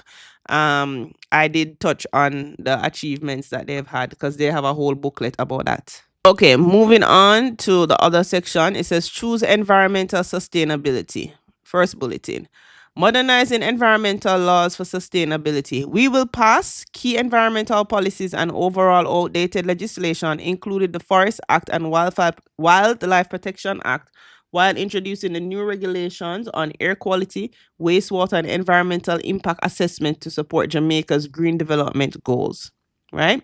Cleaner air through renewable energy and emission control. We will improve air quality by accelerating renewable energy adoption, introducing vehicle emission testing, increasing the electrification and greening of the natural fleet, and enforcing port side pollution control. I think this is so important. Like, not a lot of persons care about the environment, which is so sad and it's so bad, but we really need to protect the environment that we live in, right? Next bulletin, plant 3 million more trees and expand protected areas. We commit to protecting 30% of Jamaica's land 5 years ahead of our national and global target, planting 3 million more trees and implementing a national land restoration plan. Next, cutting pollution and scaling up recycling. I am all for this. I am such a big recycler. A lot of people don't even know that we recycle in Jamaica, but I recycle hard here. I've actually set up like a drum in the gym that I attend. I've tried to set up in another gym, but they were talking about the drum that I wanted to use. They were saying it wasn't aesthetically pleasing with their eyes. Can you imagine? But anywho, it says Jamaica will raise its plastic recycling rate to 70% within 5 years, ban more unrecyclable plastic, expand waste collection, and promote e-waste solutions, right? Next bulletin, restoring wetlands, reef, and mangroves. We will rehabilitate vital ecosystem with strategic projects in Negril, Hellshaw, Clarendon, and Mesa River to protect communities and enhance biodiversity. Again, I did a vlog where we did a mangrove cleanup. I know it didn't get a lot of views. I know people are not going to sit down and watch those stuff, but I just wanted to bring awareness again to ensure that people know that they need to keep the environment clean and just and recycle. You get me? Another bulletin, adapting to climate change for survival. We will prioritize climate adaptation strategies to protect agriculture, water, infrastructure, and vulnerable communities. Next, creating a river control authority to protect watersheds. I think this is very, very, very important, and I do hope they do this. We will establish a river control authority, launch community-based environmental wardens, and implement strict river pollution controls like the Rio Cobre alert system. Right? Doubling marine protection and reviving coral reefs, also something that's definitely needed. We definitely need this. It says we will increase marine protection to 30% of our EEZ and expand coral reef restoration and fixed sanctuary funding in collaboration with global partners, right? So, and then the last one I'm going to speak on about this, because I did skip over some, but one of the most important one, which I know a lot of Jamaicans are in uproar about, especially when you live in the tourist rich areas like Montego Bay. And the last bulletin states guaranteeing public beach access for all Jamaicans. We will continue to work with the Urban Development Corporation to upgrade and or develop more public beaches with clean, safe facilities, lifeguards, and activities for families. Our promise, every parish must have at least one world-class public beach.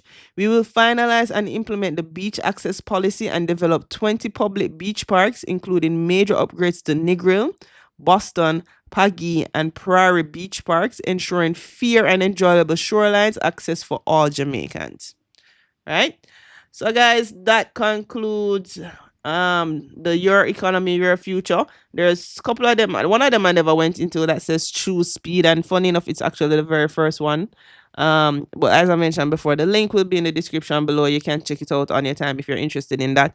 And again, guys, like, share, comment, subscribe, turn on post notification. If you're new here, hit the subscription bell, right? And as I mentioned before, I'm a young woman. I have a small business. You would have realized that I've done several breaks to promote other small businesses, and it's very important that we have a close knit community within ourselves. So as I mentioned before, if you have any relatives or anybody that is looking for tours and transportation, right, coming to Jamaica, then be sure to send them to my website, right? The link will be in the description below.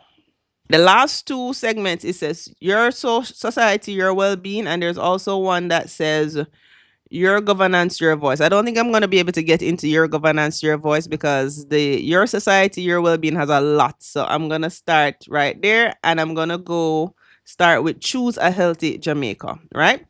Our vision: we will continue to strengthen healthcare delivery, expand access, and reduce costs so that no Jamaican is left behind due to illness, gender, age, or access to quality care. In choosing health, we choose Jamaica. First bulletin: primary healthcare reform. We will increase the number of health centers offering access to doctors 5 days per week by more than 100%.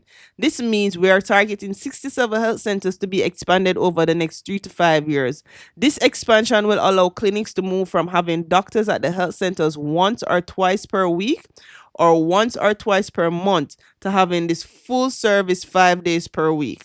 Services to be delivered include maternal and child health, treatment of specific illnesses, sexual and reproductive health, oral health, mental health, substance abuse, and also programs that cater to the care of specific groups such as adolescent health and elderly health, right?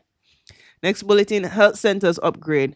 The development of new health centers and continuation of health center infrastructure upgrade across the island as a part of primary care reform will continue. The in quotations adopt a clinic program with collaboration with the private sector and the Jamaican diaspora will be expanded. Sorry. Healthcare expansion and upgrades will support the primary healthcare reform agenda. We are partnering with the National Housing Trust to upgrade health centers facilities already for 2025 and 2026. 500 million has been allocated for infrastructure improvements. This partnership will continue over the next 3 to 5 years. The next one is one of the major things. I know of a lot of colleagues that this is their major concern, and I guess where I'm talking about the health care. And before I touch on this, for those who haven't seen my Cornwall Regional Hospital vlog, so you can see where we are with the upgrade, you can check that out, right?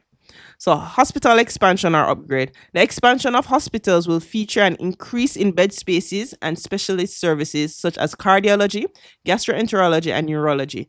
This will help to ease the overcrowding in tertiary hospitals that have a concentration of specialist services. The Western Child and Adolescent Hospital and the newly renovated Cornwall Regional Hospital in St. James will be open to improve access to quality health services in the Western region. Like I said, guys, check out the vlog. I did a walkthrough so you can see where they are with the progress of that, right? Kingston Public Health Redevelopment. We will build a new KPH. A land use survey report was prepared and we have already identified land to be purchased. Why? I haven't been to KPH since I was a medical student when I was down there, doing rotations. And let me tell you something, you couldn't pay me. You couldn't pay me to work at KPH. I just want to give a shout out to all of the medical professions out there, not just the ones working at KPH, the ones who are still at CRH because I work there. The ones at Spanish Town, the ones all over, the ones in Savalanamar. I know the conditions of the hospitals are the greatest. I know we lack a lot of resources and little things that we need. So, hats off to you guys. You guys are doing something that I couldn't do, which was to stay in the medical profession and continue on. So, hats off to you guys. You guys are doing a phenomenal job. So I just want to take this time out to, give them a round of applause, guys. Give them a round of applause in the comment. There's a lot that they have to deal with. And I know this because I was there. You get me? Anywho, there's going to be a new parent wing at the Bustamante Children's Hospital. We will complete the new parent wing at Bustamante Children's Hospital to give parents a secure and comfortable location to be with their child while they are in the hospital. This will help to facilitate increased communication between parents and medical professionals, lessen tension and anxiety, and enable parents to take an active role in their child's care. I think this is very, very important. Again, for those I don't, a lot of people won't know, but I actually did pediatrics. So, you know, a lot of the time, when you have the patient is your child, but you also have to deal with the anxiety and so forth from the parents, which is understandable. So I think having something like this will help ease the anxiety for these parents as well. Next bulletin, more operating theaters. We will add another 27 operating theaters over the next 2 years. The regional health authorities will appoint an operating theater manager at each hospital whose responsibility it will be to ensure that the best practice protocols are followed for schedule maintenance and usage, and develop and implement a revised policy on supplier servicing and inventory of parts to ensure quick turnaround for repairs. All right. Next, hospital visitation policy development. We will develop a new policy on patient visits with an implementation timeline of September 2025 to commence at the Bustamante Hospital for Children and later at the Western Child and Adolescent Hospital. Over the next several months, we will standardize the protocol for other facilities, including Princess Margaret Hospital, Percy Junior Hospital, and the Port Antonio Hospital. Right? AI for healthcare. It says we will utilize AI powered technology to address the following areas. Cross-border treatment support, lifestyle linked medical profile predictability, community-based screening, home care for the chronically ill and aging, ongoing monitoring and assessment, and any other new trends and practices. Right? Next bulletin, comprehensive mental health program. We will develop and implement a comprehensive mental health program to address the growing mental health burden in Jamaica, which has had a significant social, economic, and psychological impact on our society. We definitely need to do something about mental health. Like, there needs to be more shelters, in my opinion, for some of these persons. And hopefully this program that they're going to be implementing will help them, right? Increase diagnostic equipment. We will increase the availability of diagnostic equipment for the timely diagnosis and management of health conditions. This includes the procurement of equipment such as CT scan machines, digital X-ray system, MRI, ECG, and ultrasound machines. Boy, let me tell you something. You see, when you're at the hospital and you have some patients, sometimes some patients are just there days on end, days on end, waiting to get one test. And it's frustrating for the patient, and trust me when I say it's also frustrating for the medical professional. Like, a lot of them don't know how annoying it can be. You have a patient there for how long, wanting to get a CT scan just so we can see what is what, and it's, you know. Anyways, improvement in customer service experience. We will invest in enhancing customer experience through staff training, reduction in wait times, improvement of aesthetics of health facilities, and greater communication between staff and customers. We have entered into bilateral agreement as well as with entities such as Heart Trust NTA to facilitate training for improvement of customer service delivery. We will seek to launch island-wide campaigns to assess and improve customer service delivery through periodic audits. Right? Next bulletin, reducing hospital and clinic wait times for better patient care.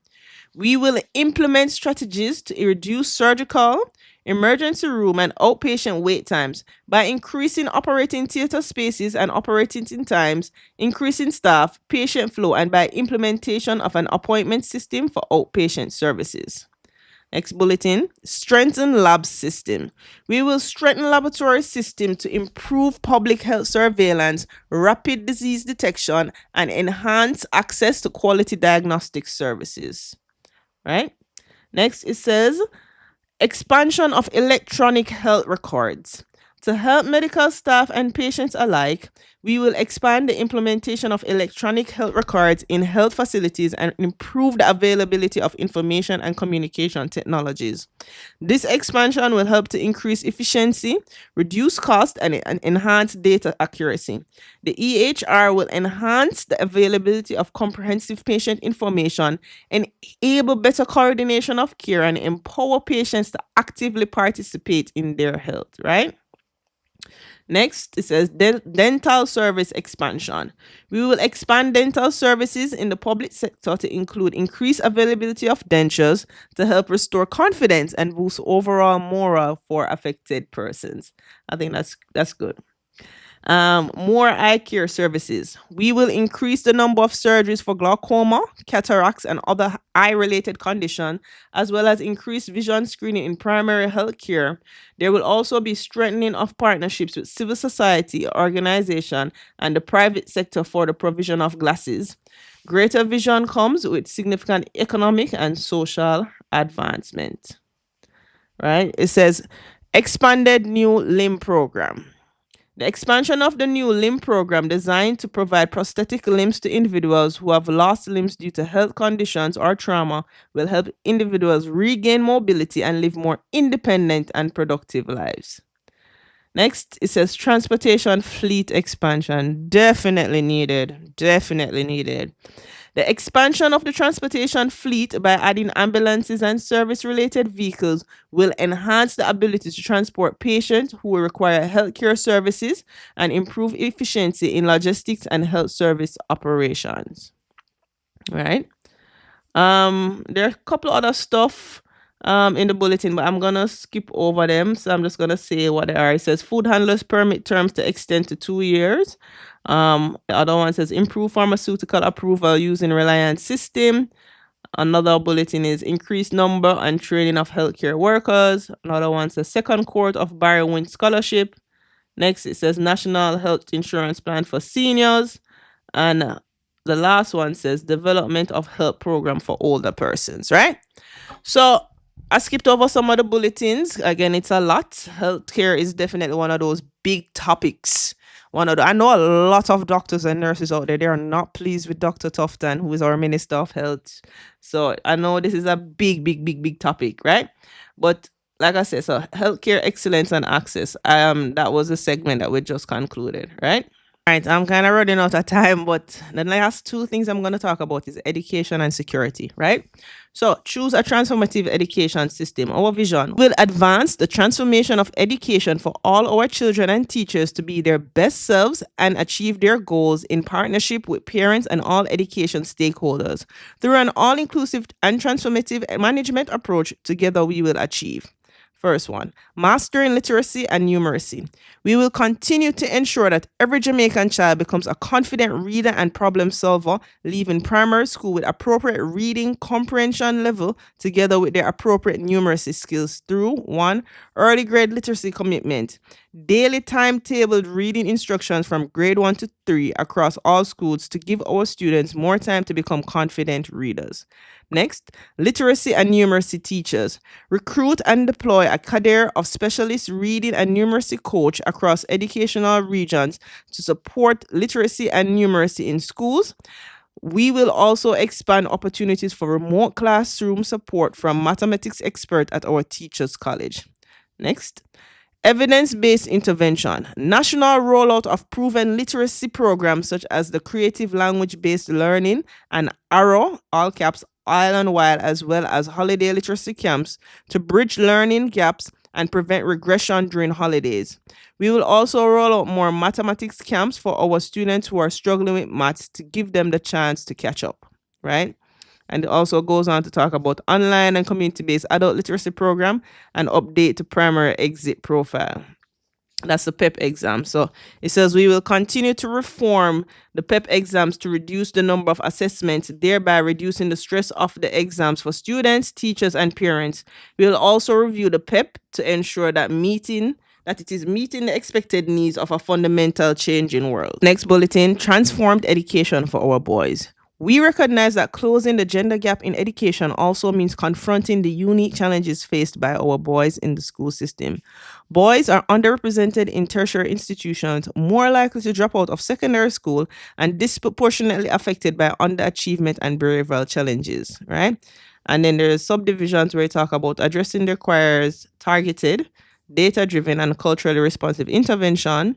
Also, mentorship in every school. Expand structured mentorship programs pairing at-risk boys with positive male role models in every school institution, both co-ed and all boys. I honestly think this is definitely something that they need. I think the men in our society, and not just the boys, but yeah, we're gonna start from in the school. They definitely need positive role models. They need someone to look up to, you know. And I think that's something that's very important.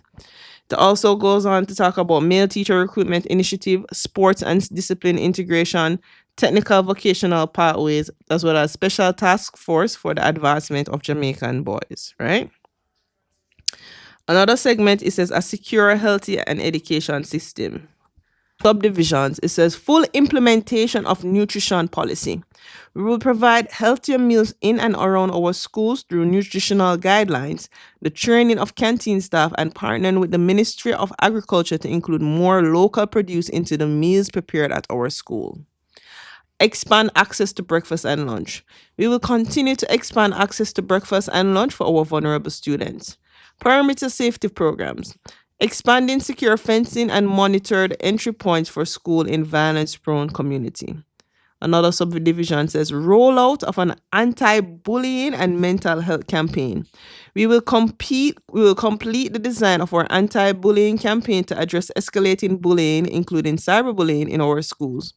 We will deepen our collaboration with the Ministry of Health and Wellness on addressing mental health in schools, including our mental health day, wellness benches at school, and referrals to external counseling and psychological support where internal resources are insufficient.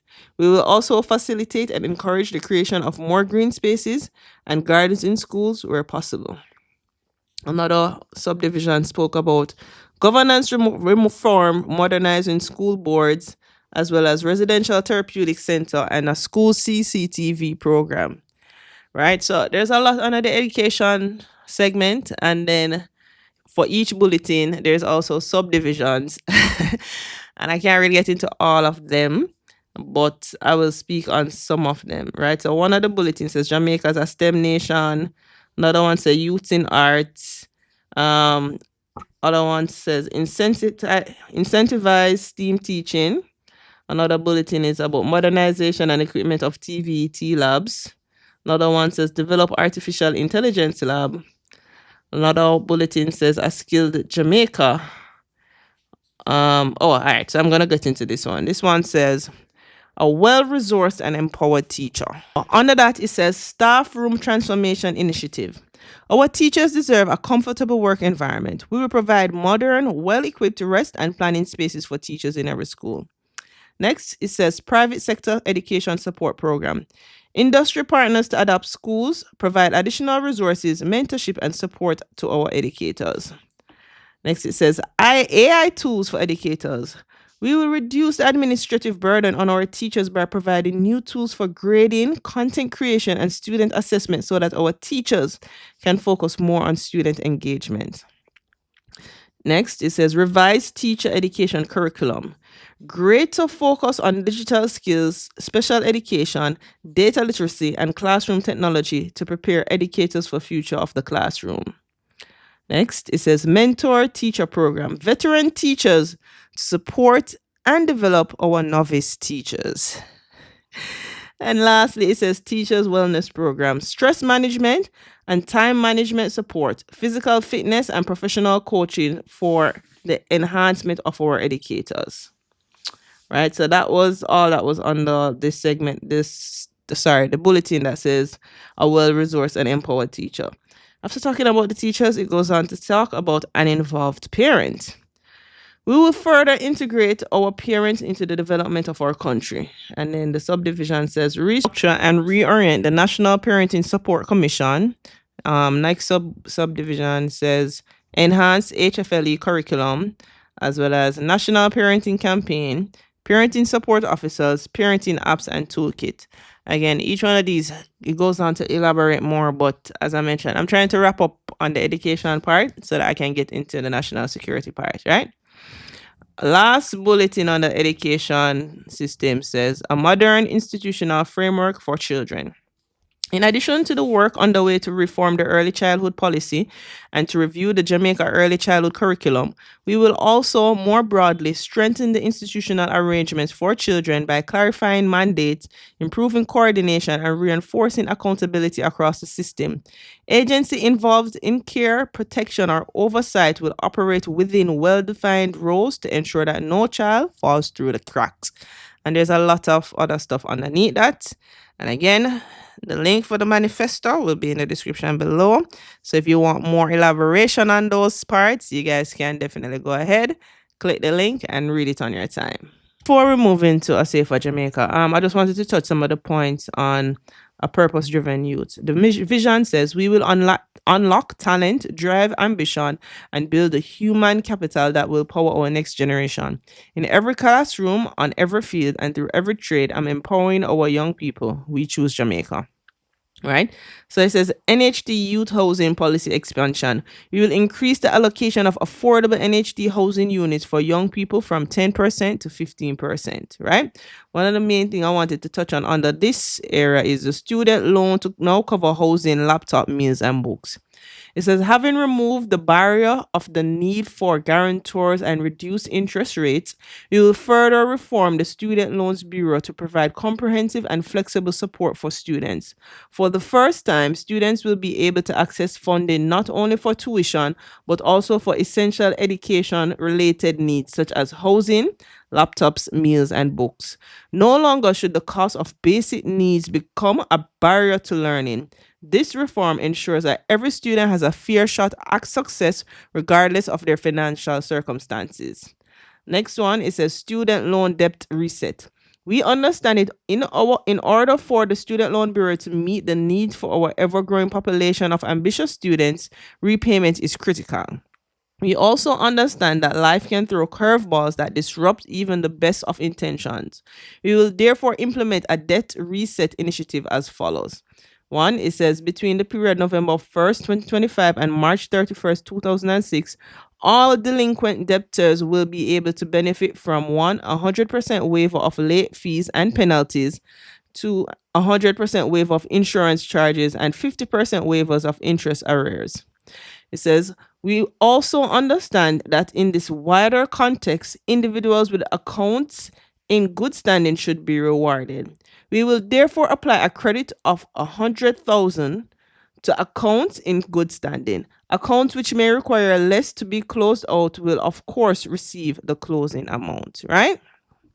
Also, guys, if you've made it this far, you're a true MVP. I know some of you guys might be cooking while you're listening to this, or just playing it in background while you're cleaning or so, but thank you guys so very much for the support, right? I'm skipping over some of the bulletins, but this one I'm going to read. It says supporting young sporting potential. It says we will launch a transformative $250 million 5-year initiative to supercharge school sports across Jamaica. With $50 million allocated each year, this program will uplift schools that shows real promise but lack the resources to reach their full potential. It's more than a sports investment, it's a youth empowerment revolution. By upgrading courts, fields, and equipment in underserved areas, we are opening doors for young Jamaicans to shine, not just on the track or in competition, but in life. Together, we will nurture talent, inspire discipline, and create safe, positive spaces where students can grow, thrive, and dream big. By prioritizing communities affected by crime and economic hardship, sports will become a powerful tool for unity, resilience, and hope. Through this strategic investment, we are not just building champions, we will build a stronger, safer, more vibrant Jamaica. Next bulletin, it says boosting youth through tourism innovation and training. We will expand initiatives that provide funding, training, and mentorship for youth-led tourism enterprises, ensuring more youths can thrive as business owners and leaders in the industry. We will expand the Tourism Innovation Incubator and the JCTI certification programs island-wide to reach more youths, creatives, and tech innovators. Special support will be given to young entrepreneurs in rural areas and inner city communities. And lastly, it says support for young fishers. You will expand our provision of training, boats, engines, and fishing equipment for youth registered as fishers for no less than 3 years, encouraging young people to grow in the sector, securing seafood sustainability. All right. So that was basically some of the different points that they have on the youth development and empowerment. As I mentioned before, I never touched on all of them, but I did want to touch on some. And the last thing I'm going to speak on is the segment that says choose a safer and more secure and just Jamaica. And before I get into that, one last little break, in advertisement as I promote some of these people, yeah, we have to help each other out in the small business area. Okay, so I want to give a shout out to Canvas Me JA. All right, resource because big up yourself. So this was actually a picture that I took. He actually reached out and asked me if I had any pictures I would want to turn into a canvas. And I was just like, yeah, I do. I have a lot of pictures, and so kind of him. So if you're out there and you think you would like a gift like this, like something like this for in your house, then you can reach out to him. All right. Okay, the last thing I'm touching on, again, I still didn't touch on everything, but I did the majority. I would say I did even a little over two. I would say I do 3/4 of the manifesto, right? So next it says choose a safer, more secure, and just Jamaica. Right? Our vision. We will continue the multifaceted work of investing in the men and women of the security forces by increasing mobility, expanding the use of technology, including forensic, applying new and existing legal frameworks, and improving case preparation alongside social investment, community policing, and targeted operations.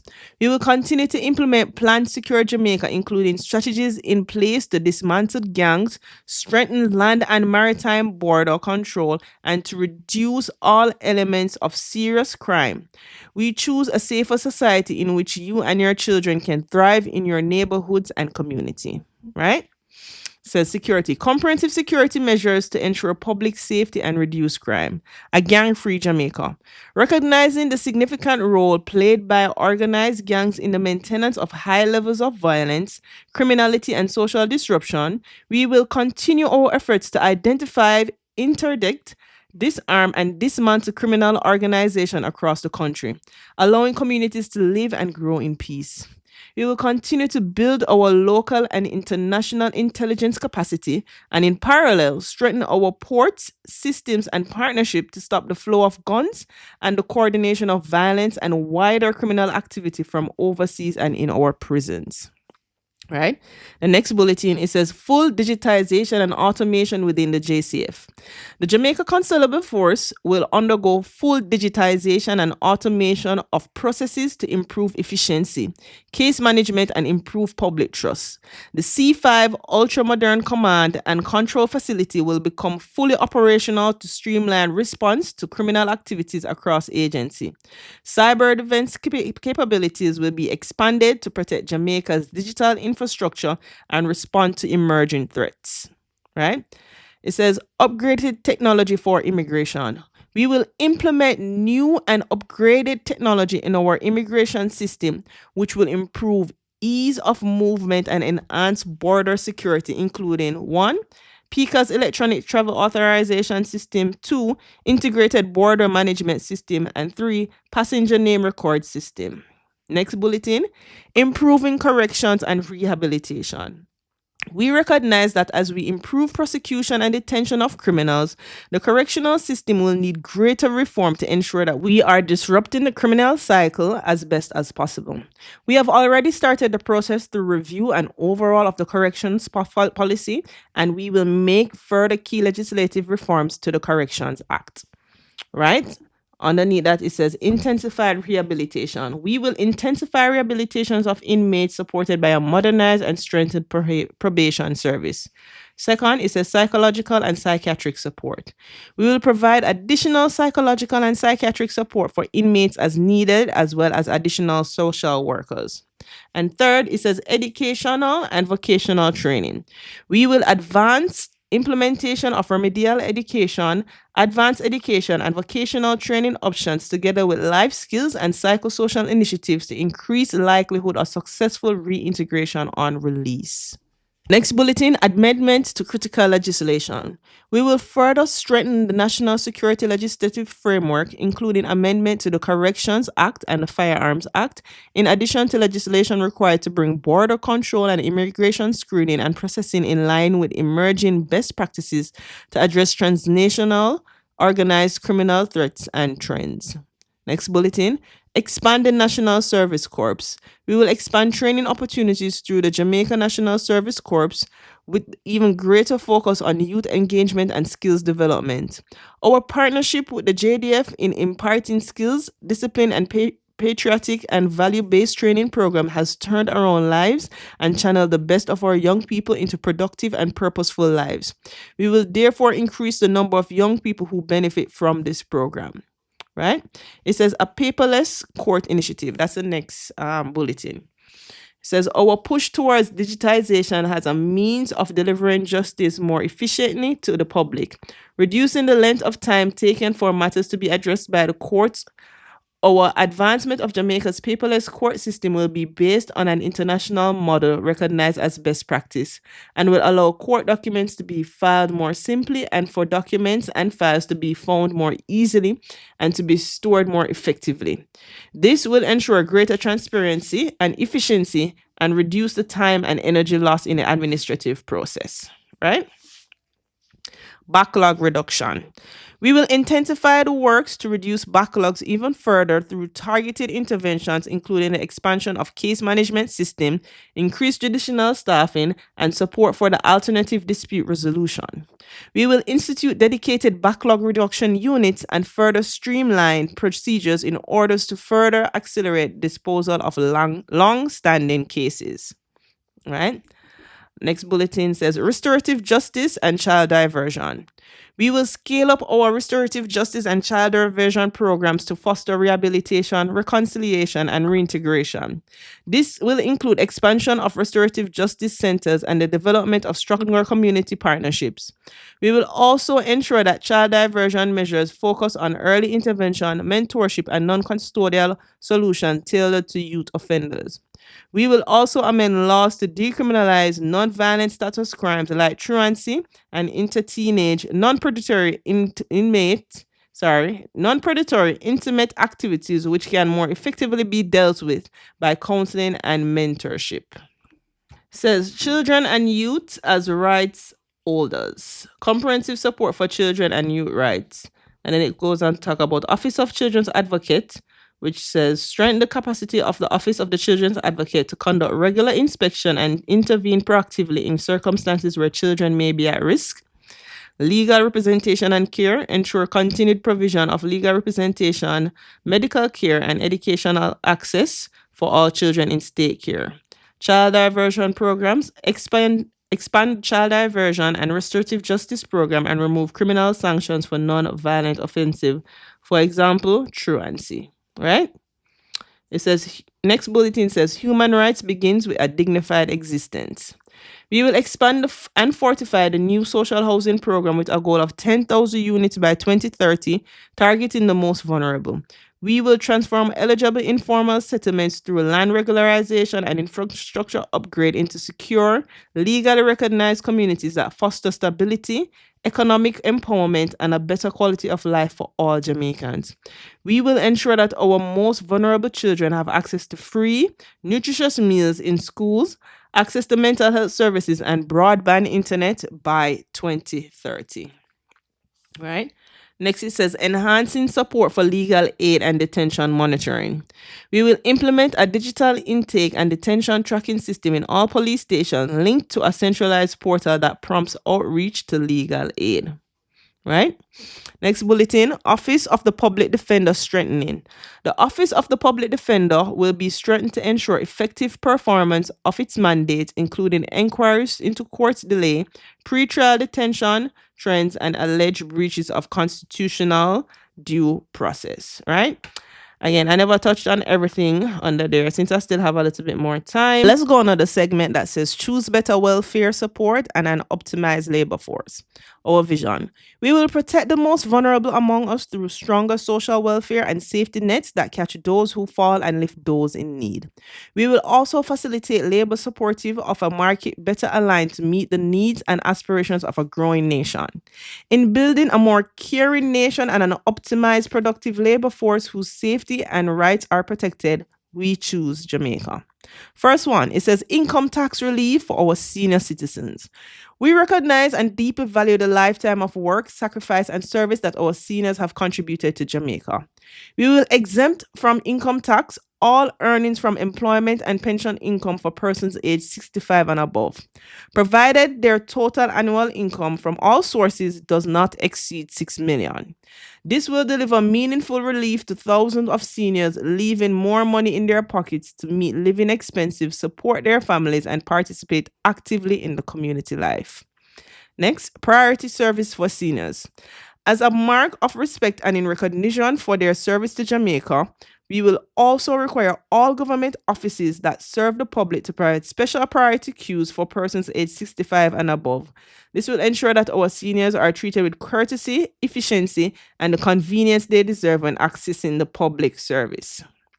Next bulletin, it says new law for senior citizens.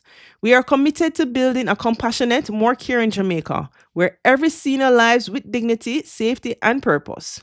We will pass a single comprehensive law to protect the rights of older persons, ensuring their dignity, care, freedom from abuse, and access to essential services. This includes provisions setting out the rights of older persons to ensure statutory protection for their dignity, autonomy, care, right to basic amenities, freedom from abuse and neglect, and their right to fair and non-discriminatory treatment. Right? Next, it says easier guardianship, order, and new registry. We'll also review the wider legislative framework for the grants of powers of attorney, simplify the process to obtain guardianship orders, and create a registry to ensure appropriate record keeping and monitoring. Next bulletin, protection from abuse. The law will define elder abuse and introduce tough penalties for physical, emotional, or financial harm to seniors. Next bulletin, active aging, opportunities to serve and meaningful work. We will ensure that pathways are provided for older persons to engage in meaningful work and service where desired and participate in the transfer of knowledge and support for training and development of young people. I think that's very good because when you reach a certain age, just because that's a retirement age, that doesn't necessarily mean that you're incapable of working. You get me? So I feel like those who wish to still go on and work, then they can. Plus, for a lot of people, their work is their lives, their career that they have built, that is their entire lives. And if they're still capable and they're in the right frame of mind and they want to, I don't see why they should retire just because, right? Anyways, next bulletin, increasing the minimum wage. We will build on our record of minimum wage increases by continuing to review cost of living, inflation, as well as our economic and employment conditions, ensuring that work lifts people out of poverty and delivers a decent standard of living for every Jamaican worker. Next bulletin, streamlining of work permit process.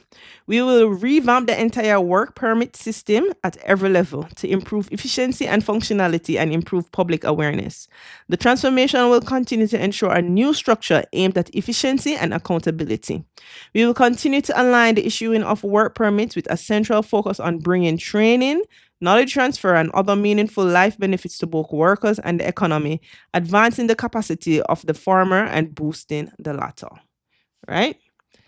Next, one of the bulletins that I'm gonna talk about is the unemployment insurance project. A major lesson from COVID-19 pandemic was the need to ensure that when workers have lost their jobs, there is a facility in place to support them to re-enter the labor force and also to continue to support their families and themselves while seeking employment. We will therefore add the Jamaica Unemployment Insurance Benefit to the suite of benefits under the National Insurance Scheme. This will provide a guaranteed safety net for workers at all levels who are contributors to the NIS, with exemption of the self-employed. Gotcha. We are also already developing the legal and institutional framework to make unemployment insurance available to all employees in Jamaica. Right? It goes on to talk about some more stuff, but I am pretty much wrapping up right now.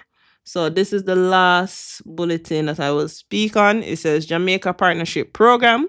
The JPP will unite stakeholders, government, private sectors, the diaspora, and donors to support the elderly, low-income families, and persons with disabilities through community centers, assistive devices, and livelihood initiatives.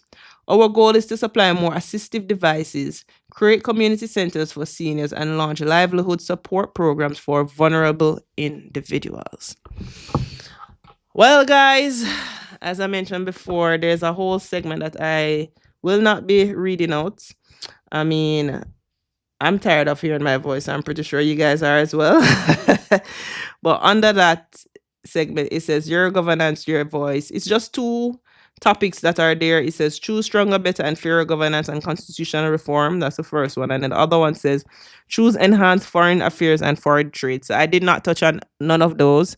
I did read them on my own time. So if that's something that you guys are interested and you want to hear more on, then as I mentioned before, the link for the manifesto will be in my description so you can check it out. But, if you've made it this far, I thank you so very much for your support. Right? Remember to like, share, comment, subscribe, turn on post notification. Check out my website if you can support my business in any way, shape, or form. I do tours and transportation, and I'll appreciate it. Check out some of my other vlogs. If you're interested in this one, you can check out the nomination day vlog that I did where I spoke about some of the achievements that they've had. There's also the vlog that I did about the Corner Regional Hospital showing the progress updates, as well as the opening for one of the police stations that they did. So anyway, guys, this is pretty much the end. I'm going to actually play a small clip of what was happening at the rally. And until next time, I see you guys at the next vlog.